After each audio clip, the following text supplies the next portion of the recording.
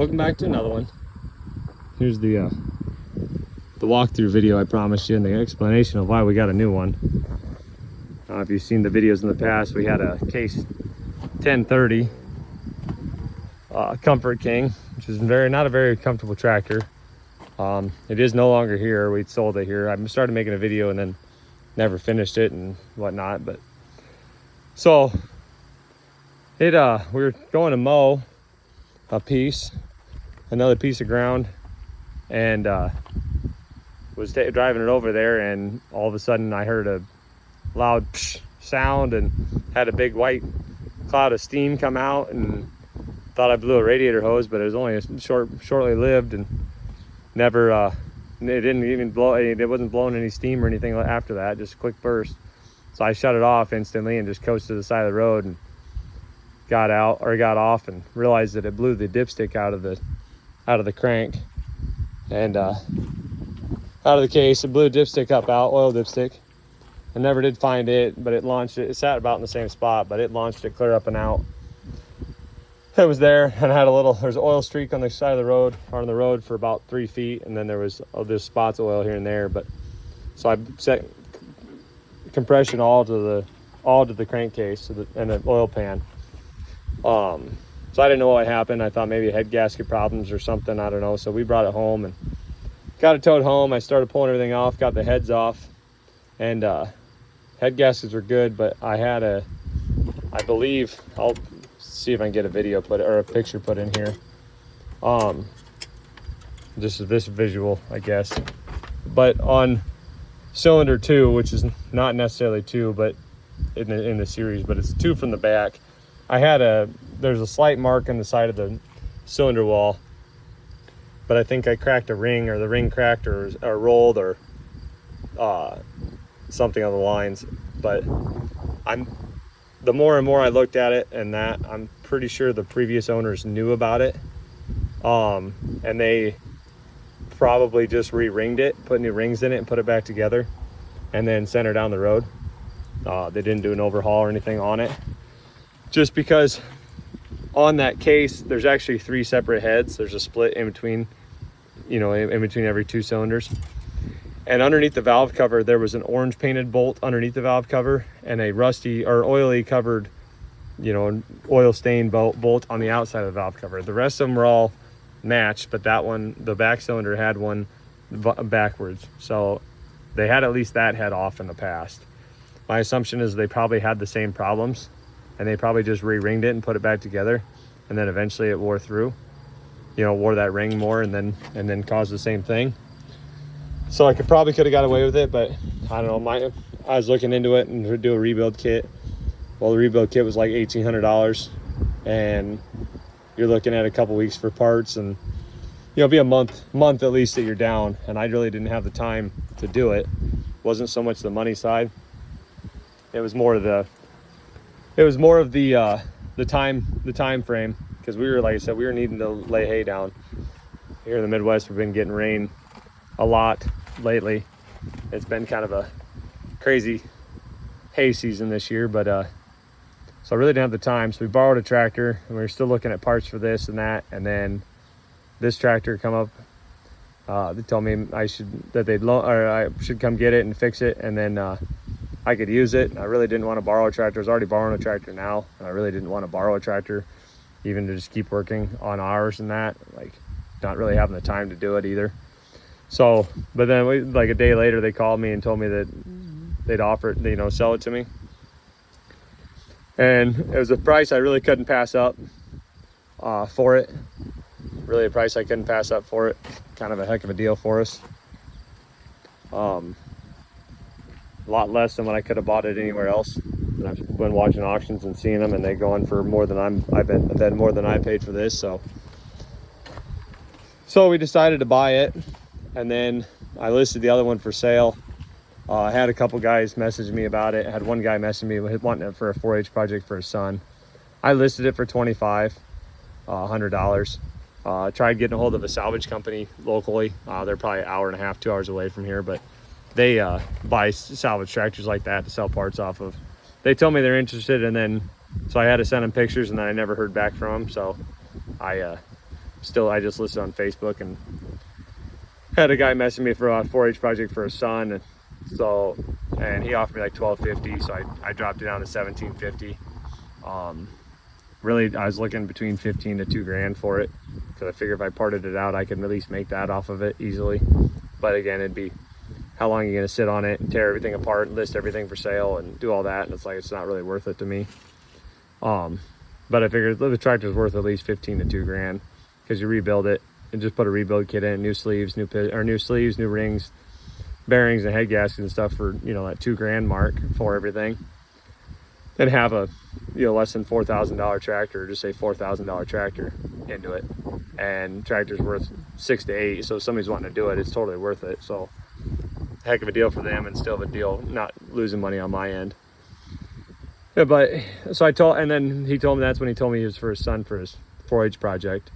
And I told him okay, and about an hour later I messaged him and told him that, you know, if his son was wanting it for a 4-H project, we'd let it go for $1,500. You know, kind of want to encourage the younger kids with his like, or the 4-H kids to take on a bigger project, something like that, to, you know, restore, kind of restore, go through and redo it, rather than doing some of the static exhibits, you know, some of the smaller stuff. You know, animals and stuff are fine, you know, whatever, but like some of these kids, like my kids are in 4-H and they do a lot of the smaller stuff, but I'd like to take them on a bigger project, you know, something like that. I mean, not that they would be, you know, but if they're able to do it or capable, like, I'd like to encourage that stuff for them, just because it's a lot more stuff that they'll learn for, you know, for life skills that they need, and I decided just to like to encourage that stuff. But and they never did message me back. Well, then I had another guy message me, and I dropped it down to $1,500 after like 2 weeks after I talked to the other guy. I just listed it for 15 and put it firm, and this guy messaged me about it and was talking to me for a while, and off and on for about a week, wanting to come down and look at it, and he was just trying to find a time to come down. So then he finally said he'd be down here on Sunday.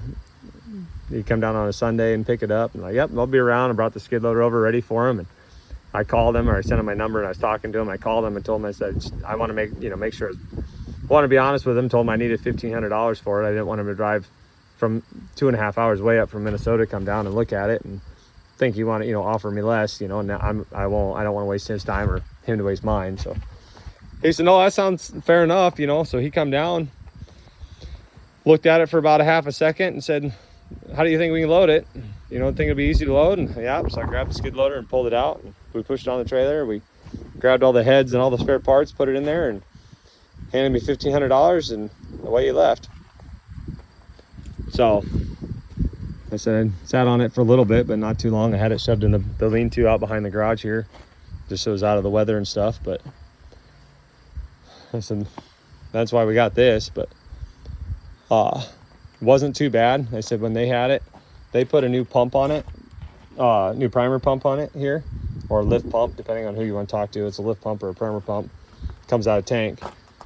They're having problems with the pump went bad, so they put a new pump on it. And when they put the new pump on, they started sucking stuff out of the tank, and it'd plug up. So they'd have to take this line off. They could blow it back into the tank, put it back on, and run for a while. It might run for an hour or 8 or 2 days or whatever, and then pretty soon they have problems again. Well, they start picking stuff up out of the tank again. And they don't really have any auger carts. It's just an auger tractor, or auger cart tractor, grain cart. But they don't really have anything small enough for this anymore. Everything they got now is a little bit too big for it. So it really is just going to sit a lot. And so they'd rather see somebody get use out of it than to sit there and rot away. And because I said they really didn't use it after that, kind of parked and whatnot. But so I told them if it would run, if I could get it loaded on the trailer and get it home, started off a jerry can and bring it home, I'd take it. You know, I put the fuel can right there. I just cut the line here. I couldn't find the connector to make it just hook onto here, so I just cut that and put a hose on it right to the fuel jug sitting right here, and primed it, and it took off. I started right up, hit the key, it fired right up. So I loaded on the trailer and brought it home, and I took the fuel tank off. Of course, to take that off, you got to take the intake tube off here and pull the hood. And then there's just a couple bolts on that, take the tank off and take the fuel line off and stuff. Really not too bad, but we got it off, and it had aspartame in it. It was It's kind of a black tar substance. If you ever use the Indian Head gasket maker, gasket shellac, that's what was in there. So I tried using the BioClean. It's like made by Power Service, because kind of aspartane's kind of there's algae and then there's aspartame, but they kind of use them as both. So the BioClean didn't touch it. So then I put muriatic acid in there. Muriatic acid didn't touch it. So I used the hot water pressure washer, Hotzi, set to like 220, 230 degrees, just steaming it out. And I kind of turned it into a stringy, gooey mess and really didn't touch it. Nothing came off. It just kind of come out the bunghole at the bottom, just all stringy and gross. So I didn't know what to do. So I was looking at buying a new tank, or new to me tank. I found some for like $650. And then somebody told me about using E85, just getting ethanol or E85 and try that. They had it in a pickup, an old diesel pickup. They had a little bit of it, but they couldn't get it clean, so I put some of that in there. But he said it really wasn't that bad. Well, this was awful. This was 1/2 inch to 1 inch thick on the sides, all the way around it. So I went and got 5 gallons of ethanol, or E85, put it in there, and sloshed it around. I put it strapped in the back of my work pickup, and I had to go check some fields the next day. And so I went and checked the field, got done. I rotated to another side. I had to go to a meeting, went to the meeting, and then when I left the meeting, I rotated to another side and drove back home, or I went back to work, and then I rotated to the last side and then come home. And I drained out the bottom, and it was pretty clean. I mean, knocked a lot of it off. There's still a little bit there, and I thought, maybe I'll go get some other 5 gallons to do it. And I thought, I'll just rinse it out with the pressure washer. Well, as soon as you hit it with water, just a little bit of water, I didn't even have to have pressure. It just knocked it right off and cleaned it out. Knocked it free, and I mean, it's clean. So I did that. So I just put the hose in there, and I went to a friend's house and come back. When I come back, everything was done. So then I took a little bit of diesel fuel and ran through there and kind of turned it around and drained that fuel out. And then I put an air hose in it overnight and let it air out. Of course, I put it on the tractor for the air hose, put it back on the tractor, put the air hose on. It had a hose blowing through it most of the night at like 10 or 15 PSI, just coming through there, just circulating air, and take the water out. Make sure it's good and dry. Then put it all back together. It's ran ever since, had no problems. And then changed the oil. The dipstick was broken off inside. The actual dipstick was broken off. So I bought a new dipstick and a tube and pulled the old one out, got the rest of the dipstick out of there, pulled all that out, put the new one in. Put a new fuel sending unit in the tank because it was bad, but which most of these don't work. But I put it in there. The gauge still doesn't work, so the gauge will maybe eventually be fixed, but I figure if I have the tank out, might as well put it in. So I drained the oil, put fresh oil filter on it. Fuel filters are new. I did clean them out or drain them out and made sure there's none of that stuff in there, and they were good, so I left them on. And they were just changed when they put that on there. So, and then the only other thing that I've actually done to it, and they worked before, but the remote number 1 leaked. So I bought the rebuild kit for them, and of course these had the updated styles on it for Pioneer style versus the John Deere's. So 1 and 3 are converted to the Pioneers. 2 is still the John Deere style. But 1 was leaking, so I bought the rebuild kit. I didn't buy the John Deere one. I bought them off eBay. But put it back together. I took them out, and I had some seals that were bad in it, so I put it all back together. Once I put it back together, the one side has actually had a groove in it. Which took that seal out, and it was really hard to move. So I had to take it back out. I had to punch that disc back out, and then got it out, and then put it all back, or took it back apart, and took some emery cloth and cleaned it up. Got it back in there and put it back together, and I put that in there, and I just JB welded it. But it no longer leaks there. It does have a small leak up in here somewhere, but I'm gonna look at a rebuild kit or having somebody rebuild it, or if I can find another one. It doesn't leak all that much anymore. It's a really minor leak, but it has an internal leak too. So it has a bypass on it, and so it leaks some. In neutral position, it still leaks some. There's something up in the actual control or the block up top. But like I said, it doesn't leak all that bad now, so at this point in time, I'm gonna leave it until this fall or winter and then look into it. Otherwise, everything else has been fine. I haven't done anything else to it mechanically wise. I kind of showed you in the dark, but we're working on the interior. So I haven't put the seat in yet or nothing, but I'm gonna put another coat of paint up in here. I cleaned it up the best I could, got it all vacuumed out, some of the mouse nest and poop, everything everywhere, but cleaned up most of it. And then you scrub it, and you can't get it out. And if you sand it, it gets worse. You'll heat it up and it stinks even worse. So we just painted over top of it to kind of seal that scent in. I'll put another layer of coat on it because one layer isn't quite enough. I mean, it really doesn't smell like it anymore. It just smells like paint in there now. But I know you can still see some of the rust and stuff in parts. So I'll hit that again, and then we're working on upholstery and everything. I'm making the speakers, or putting the radio together tonight. I'll have that done to where they can bolt that back in there for the Bluetooth speaker. And it's gonna sub up here in the little Bluetooth controller, volume control and everything there. And the speakers will go in the back corners over here. I had to order new speakers because the speakers I had are only 3, but the new 4-inch will be here on Saturday, I think, so should be able to put that back in. And I put the only other thing I did was put a new tack in. Because the tack didn't work. It was the spring. I thought maybe it's the spring and that, or you can adjust it. So I took it apart. The adjustment was broke. It's actually had a disconnect between the two. So it wasn't actually connected to go back to the magnet. So I ordered a new one off of eBay. I don't know exactly how many hours were on it. It did say there was like 400 hours or 200 hours on it. I think it said 200. Maybe it said 400. Maybe it did say 400 hours on it.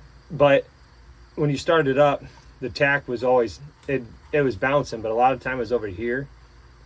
Every once in a while it'd be stuck down to here, but a lot of time it'd be over here. And if it's doing that, I think that's messes with that. So I don't know that it actually has 10,000 hours.